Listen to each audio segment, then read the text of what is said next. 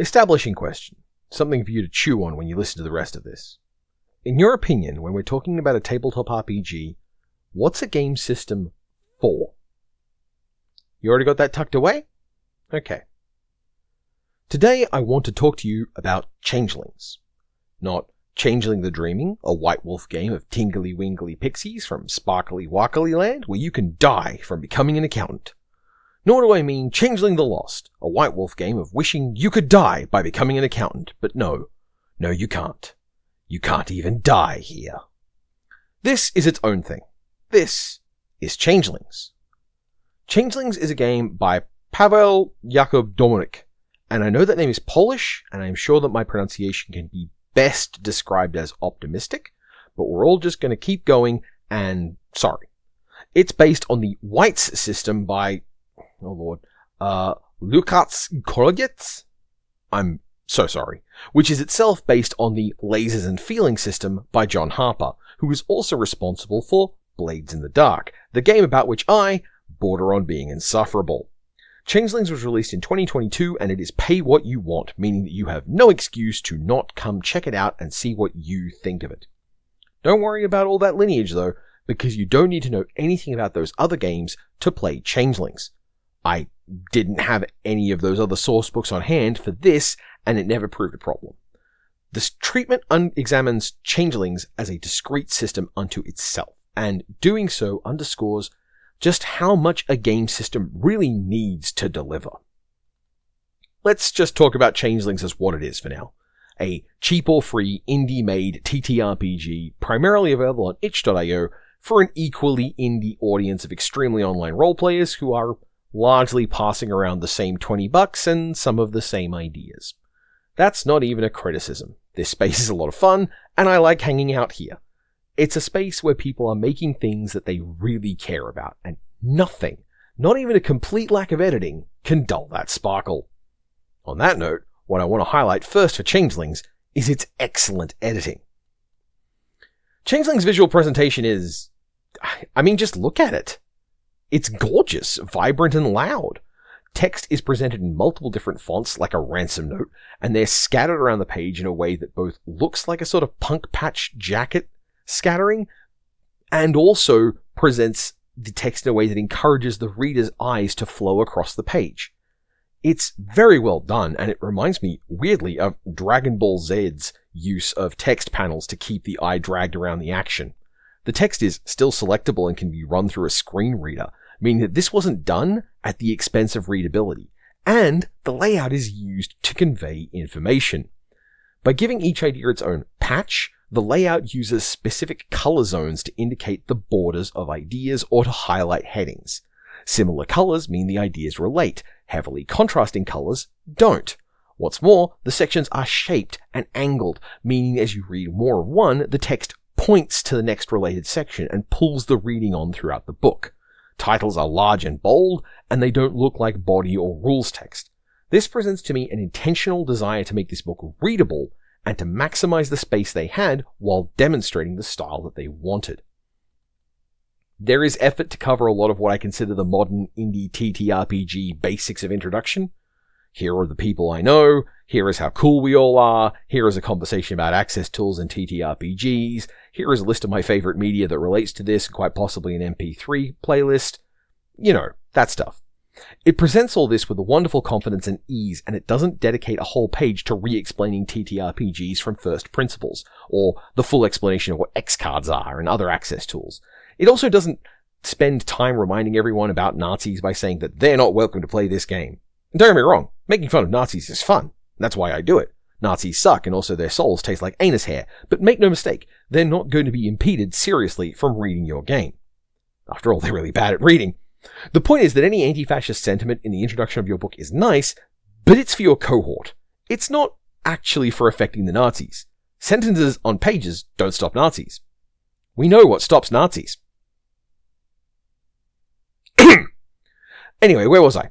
Yes, Changelings. It's a game about playing fairies. They're people from the other world, the Fey realm, and you've been poured into a human body, much like beef soup, and you're trying to function as an entity torn between the polarities of an entirely fictional nonsense like magic and dreams and other, more boring forms of fictional nonsense, like money and nation-states. After introducing you to a world out of order and your character as someone fighting that dysfunction in a way that makes sense to you, the book immediately plunges into talking about how to build your character. Your character has things they can do and a reason to exist, and you exist to fight your arch-enemy. So your character then immediately starts the world-building process with other players. Your arch-enemy is someone you hate, and you have a good reason to do so, because they represent structural power somehow in this world. Your character is even cast as the kind of person who isn't going to do something that actually solves problems, like consolidating power and building community support, but instead is doing something that makes for a good story that will hurt the archenemy personally. This isn't a game about writing the jungle. This is a game about making the CEO of Nestle kill himself. After describing character generation, then the world, Changelings gives 2 pages on how to run the story around a game. Now, I've dumpstered other games having small sections of how to run them in the past, but Changelings is a game that doesn't need more than that. This is a book that's avoiding over-explaining things to you, and because there is so little text on the page, you kind of have no option but to take what's there as exactly what it says it is. Changelings is not a game about giving you technical wording or programmatic structures for game systems. It's being general about judgment calls and allows for a lot of creative input from players, which is about being able to pick an idea in the story and think to yourself, that sounds good. It's almost a problem in and of itself. Some people come to storytelling through TTRPGs because they don't have any kind of toolkit for telling and presenting a story, and the TTRPG gives them what they need. But some people come with a want to play a game, and the system is there to help them build a story out of it. Changelings is a game which is going to help you tell and find a story through playing it, but it's not going to help you make a story that's good in and of itself. On the other hand, by being so lightweight and free to work with, Changelings is also going to make it so you can repeat the process and get a lot of practice of very short games in to learn about how you like telling stories. As something built out of lasers and feelings, the 2 forces the games pull your character between are dreary reality and fanciful nonsense.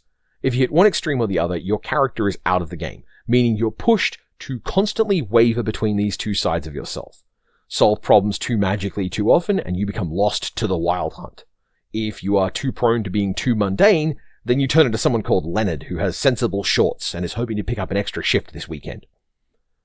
I started playing tabletop RPGs with a system called Big Eyes, Small Mouth, which was an attempt to be an all-expensive anime genre game that also included a lot of very fine, detailed character design and character building.